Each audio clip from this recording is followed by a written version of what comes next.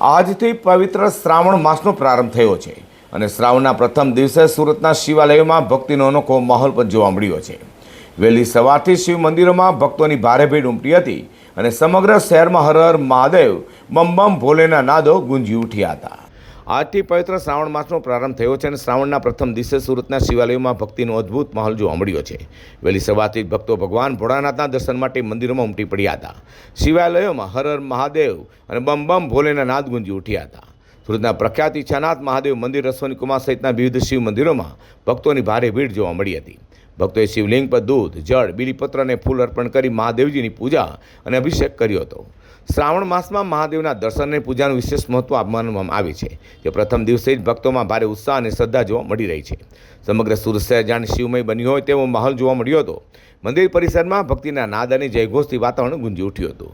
સુરતમાં શિવાલયોમાં હર હર મહાદેવના નાદ સાથે પવિત્ર શ્રાવણ માસ શરૂ થતાં ભક્તિ અને શ્રદ્ધાથી સુરત ભોળાનાથમય બની જવા પામ્યું છે.